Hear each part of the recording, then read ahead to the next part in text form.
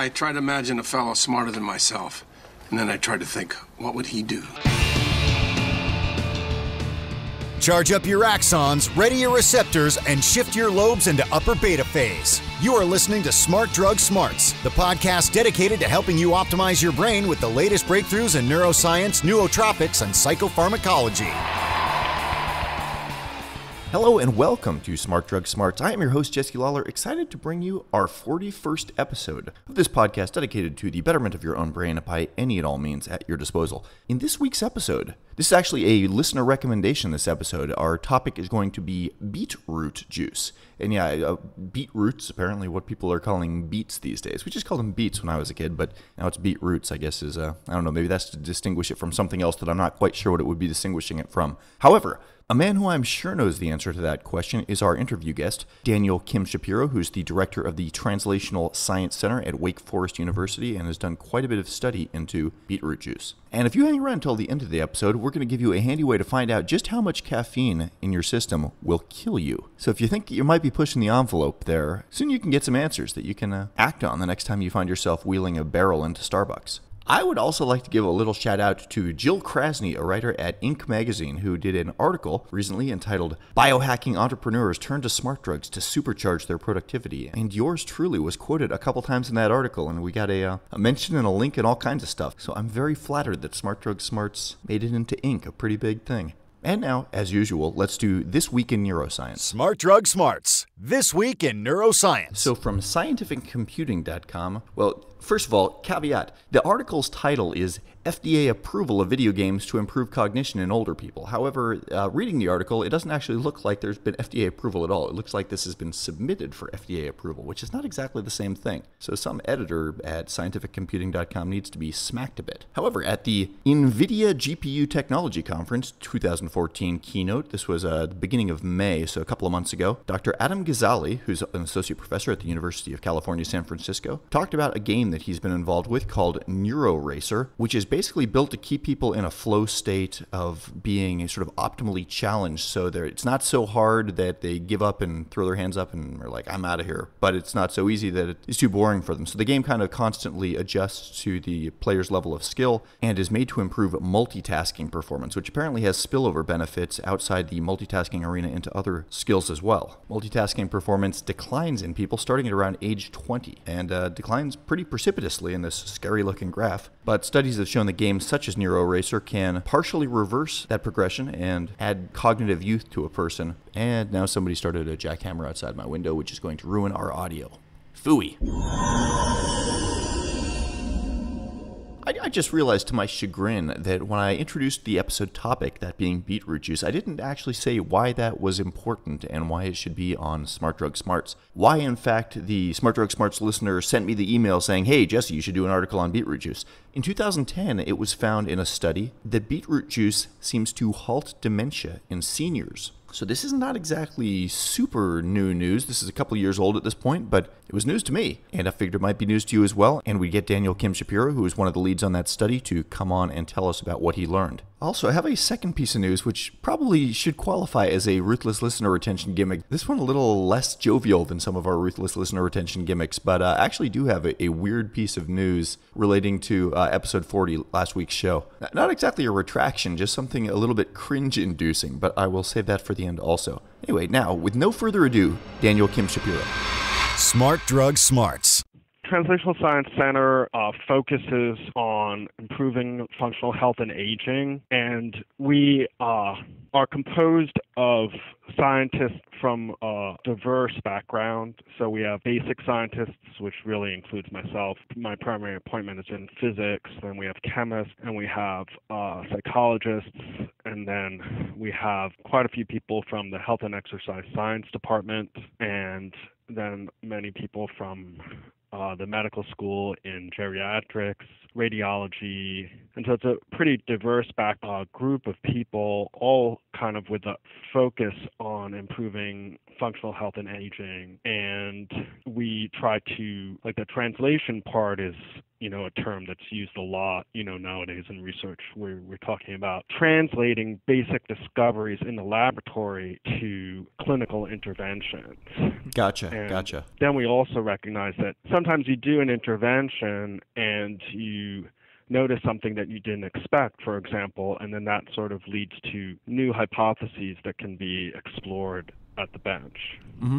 It kind of goes both ways, what I'm saying. Yeah, sort of trying to take serendipity and turn it into something pragmatic. By way of preamble, this is actually sort of a listener-derived episode because one of the Smart Drug Smarts listeners emailed me and said, "Hey, I've been trying beet juice for a while after hearing about it through bodybuilding circles, and he felt that it had improved his cognition in a fairly short time. Mm-hmm. Found out about your study from 2010. So, can we wind back the clock a little and tell us what that study was about 4 years ago?" Sure. And so that study grew out of some basic research I had done for many years that showed that this molecule nitrite, nitrite like in hot dogs actually, can increase blood flow. And other work really at the same time and then, since, that time has shown that when you eat vegetables or drink beet juice, certain foods that are high in a molecule called nitrate, mm-hmm. that gets converted to nitrite by bacteria in your mouth. And then I'm going through this whole cycle here, and then basically it goes through the digestive system, and very importantly, that nitrate gets taken back up by salivary glands, mm-hmm. so that we can dose somebody with beet juice in the morning. Beet juice is very high in nitrate, and they'll have high nitrite and nitrate in their plasma all day long, even probably towards the next day. Okay. And so that study, and specifically, we're trying to see it had been shown that nitrite increases blood flow in other areas of the body. We wanted to see, does it increase blood flow in the brain? And so that's what we did using magnetic resonance imaging to see if there was an increase in blood flow after drinking beet juice. Now, I had a question, because I saw that one of the things that beet juice is said to do is that it lowers blood pressure, and yet your findings was that it increases blood flow. And those two seem, I'm just thinking back to my basic physics, that seems like it's exactly the opposite of what you would expect. So what's going on there? No, because what's happening is that you're opening up the blood vessels. That reduces blood pressure at the same time that it's increasing blood flow. Okay, so it's like widening the pathway. Exactly. Like if you think, like you gave the physics example, which I really like. If you think about, actually any current, electrical current, or it's probably easiest to think about a water current in a pipe, okay? If you narrow that pipe, now it's, hard, the resistance goes up. But if you open that pipe, the resistance goes down, okay? And that's basically what you're doing, is you're opening up those pipes. So resistance goes down and the pressure is going down. So blood pressure, for example, will go down, but the actual flow will increase.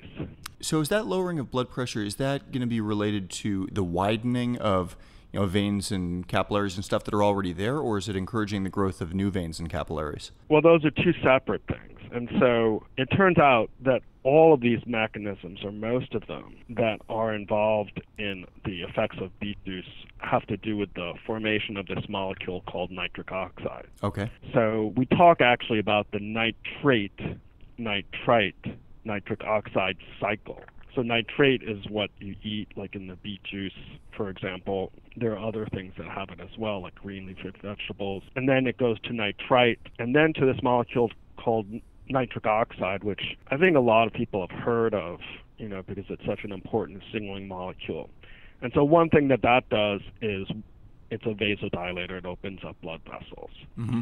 Now, as far as growing new blood vessels, nitric oxide also has the fact of promoting growth of new blood vessels. So in a separate way, like certainly that's not something that would happen, an hour after drinking the juice. Right. You would have a whole bunch of new vessels, obviously. But over time, possibly. So, we call that angiogenesis, and indeed, that's something people are studying to see whether these types of therapies, or supplements would lead to that. Theoretically, they would. Mm-hmm. And your study was a pretty short duration. It was, correct me if I'm wrong on this, but it was a 4-day study, and you had a fairly large group of people over 70 years old. Is that right? It was really what we would call an acute study. So yes, it took 4 days long, but the administration was really only over a day or so, and then we did a crossover. So what that means is that people either were on a low or a high nitrate diet, okay, and then they switched, and then we could compare the difference and for the same individual, right? Yeah. It's kind of, if you have the ability to do that, it's a good way to design a study. Yeah. So it was really what we saw, specifically was an acute effect. So we were looking at the effect an hour or so after drinking beet juice. Okay. So that study wasn't reporting, a longer term effect. We didn't measure that. Can we draw from what you're saying that nitrates and nitrites are metabolized quickly enough by your system that it's not like somebody who had a high nitrate diet, for the last 3 years before going into the study would be sort of, carrying a backlog of these things that would have, had effect over that period of the study? Nitrite is metabolized pretty quickly, and nitrate, has a lifetime on the order of like 4 hours or so. Okay, yeah. Okay, so you don't build it up over time in your body. So no, I mean, what one would hope is that some of these effects would be, if you're chronically using it, that some of these effects would be longer lasting. There just haven't been very many studies, over longer periods of time. They're just starting to come out now. In the time since your 2010 study, have you been following up on this research? Are there other studies you'd like to do that kind of dovetail out of this, or what are you working on nowadays? Well, our center has quite a few studies that are ongoing or near completion, looking at effects of dietary nitrate. And I really don't want to talk about ones that we haven't published yet. Sure. We're focusing on different disease populations. We've done a study recently on patients with COPD, and then we've done one with chronic heart failure, and we're also looking at stroke rehab. And then all of these are really looking at cardiovascular effects. And then currently we're also doing a study on healthy older adults in muscle growth. So there's some evidence. Oh, I was just going to say that calls back to mind one of the early episodes of this podcast. We had a doctor on who really stressed the point that heart health and cardiovascular health is brain health. That we have a much better way of sort of measuring what's going on, I guess, in the circulatory system than we do in the brain directly for all sorts of reasons. But that the matchup between damaging your heart and apparently damaging your brain is so close that for all intents and purposes, if you're doing things that are going to help your heart, help your circulatory system, you're probably doing a lot of neuroprotective things for yourself as well. Yeah, I would agree with that. I mean, I think there is evidence for that, and there probably could be more, but it just makes a lot of sense that, your brain needs oxygen, and that, if you don't have good blood flow, you're not going to have enough oxygen. I mean, not just oxygen, but, food basically as well. And so if you have poor circulation, you have poor cardiovascular health, that could lead to poor brain health as well. And so we certainly believe that. And I wouldn't say it's 100% widely accepted, because I know skeptics that would say, well, just because you have increased cerebral blood flow doesn't necessarily mean that that's going to lead to improved cognition. And it probably in different, there are other things that could lead to poor cognition. But I think overall, certainly under conditions where blood flow is compromised, and there certainly has been associations between, loss of cognition and poor blood flow. Sure. Well, the brain pretty much wants everything working right. It's like, its chain as strong as its weakest link, I guess is the easy analogy, but there's so many requirements that it has that you don't want to skimp on any of them. Right. So what are some other high nitrate foods beyond beet juice? Well, like I said, green leafy vegetables, and so spinach is very high and kale is very high. Some lettuce is also high, and those are the main ones, I guess, that I could think of offhand. Gotcha.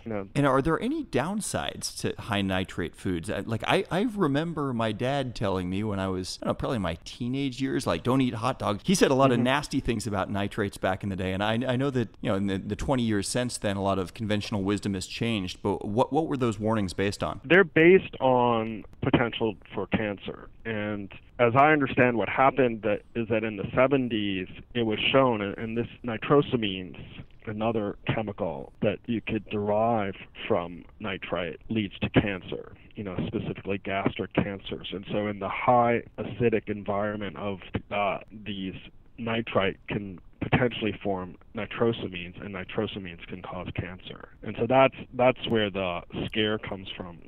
An extremely high nitrite, not that I could really conceive that you would get. You can also form methemoglobin. You can oxidize the hemoglobin, and that's why well water, and things like that has to be checked, because sometimes those well waters will have these extremely high nitrite levels, and especially children could get methemoglobin, but that's not something you would get from eating anything that I could conceive of.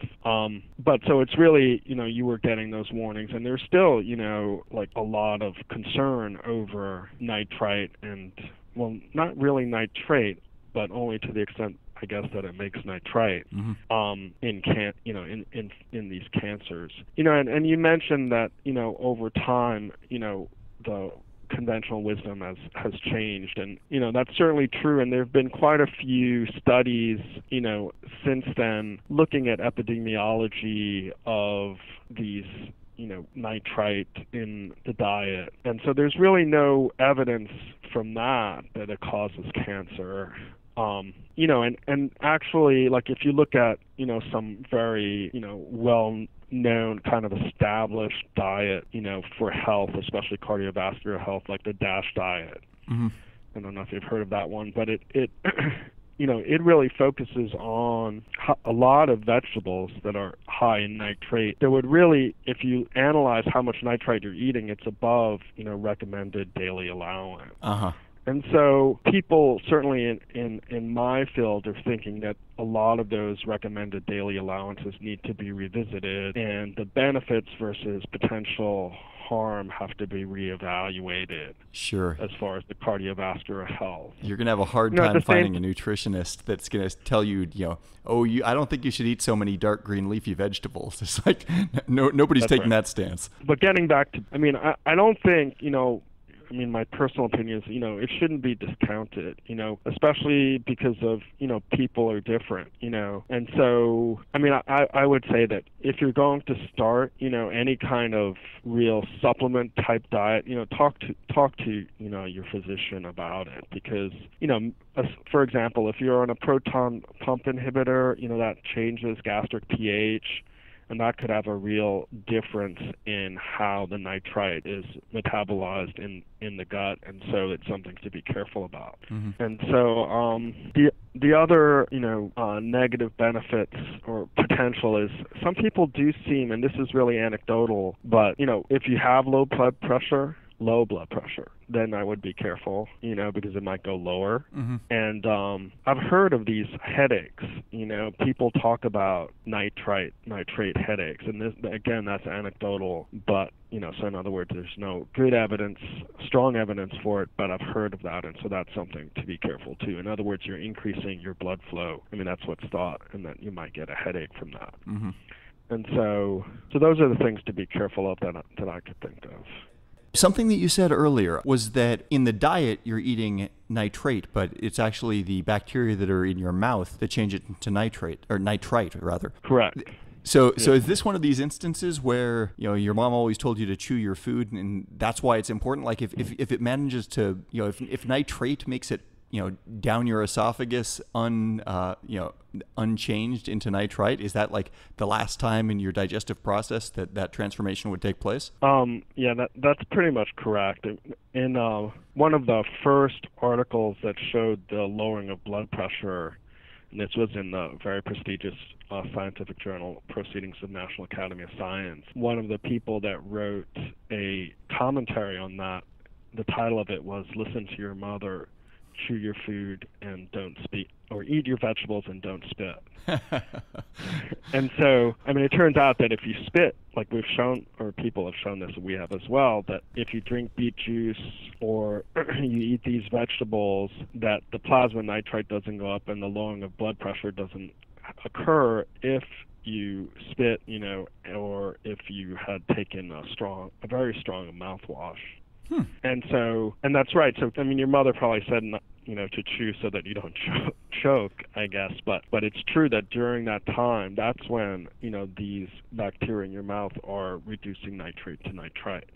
So that's been pretty, there's very good evidence that it's those bacteria, again, because of those studies where if you take these strong mouthwash and you kill those bacteria, then the effects go away. That's really interesting. So it actually leads to this observation that we and many others have, is that there's a large variability among individuals in their ability to convert this nitrate to nitrite. Mm-hmm. And we think that it's likely due to the bacterial composition in different people's mouths. Sure.